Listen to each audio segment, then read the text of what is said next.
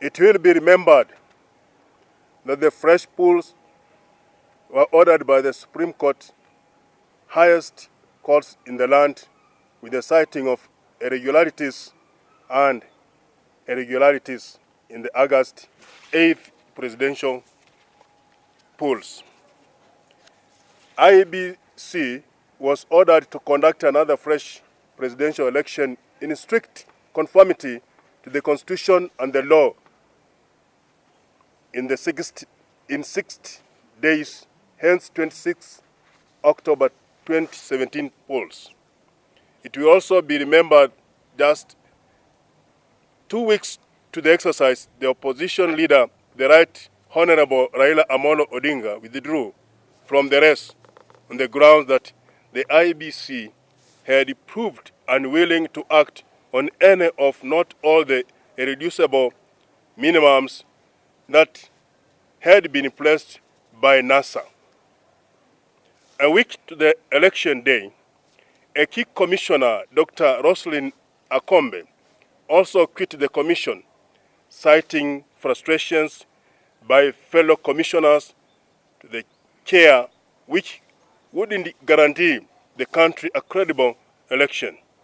It also still in many Kenyans' memories that the IEBC chairman himself went public that owing the frustration by fellow commissioners and the senior secretariat staff, and given such circumstances, he was therefore unable to assure the country a credible election. Quaker peace initiatives and partners, being long-term domestic observers, had observers in well over 18 counties who covered over 2,500 polling stations during the fresh presidential elections, cumulatively polling and tallying. In many of the polling stations across the country, there was a very unprecedented low voter turnout as compared to the 8th August polls.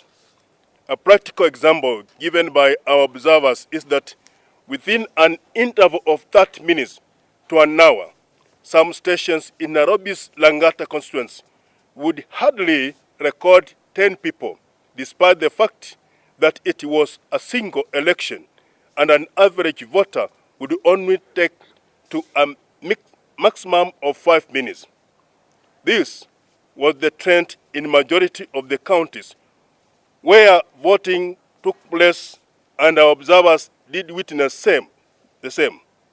It is therefore important that a mechanism of verifying further the numbers that were declared by the IEBC be put in place based on both the KM's kits and the complementary systems of voter identification.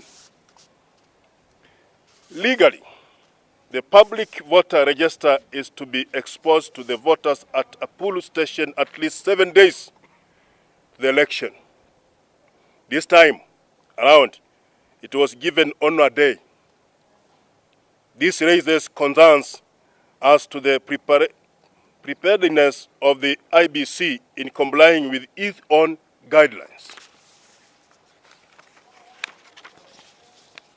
Fellow Kenyans, even with the final declaration of results from 266 constituencies, we are concerned that whereas in the first day the chairman went public with 6.5 million, which he has since changed over time, this is part of the continuing anxiety amongst Kenyans.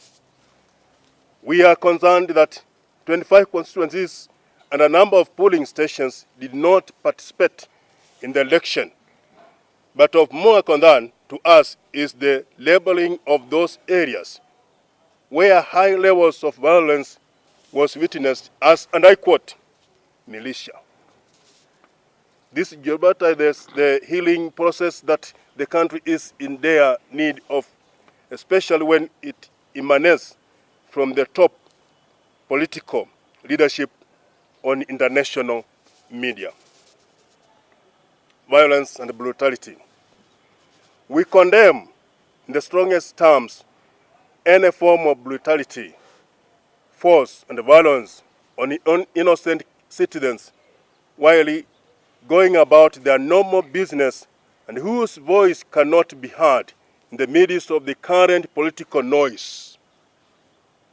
These citizens must be left to continue to exist peacefully with each other and should not be made victims of unhealthy political competition. We also urge the youth to shun the culture of violence and stand against political manipulation and negative insanity. We implore all the youth to embrace dialogue and activity, non-violence in pursuit of Kenya we want. As Quakers, we believe no amount of weapons or force can resolve the current political stalemate, but only goodwill, truth, and justice will enhance the democratic chant of this great nation, Kenya. We know a number of people are loudly calling out the Kenya wants to move on. Kenya wants to move on, and I quote, Kenya wants to move on narrative. But we note that as Kenya desires to move on, we must learn to do the right things.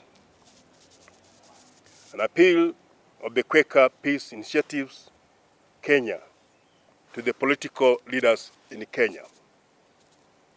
We call on the political leadership to be considerate of the future generations and the kind of legacies they want emulated from them after they are long gone.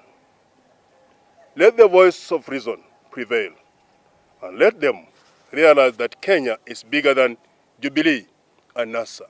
And I want to quote, Kenya is bigger than Jubilee and NASA.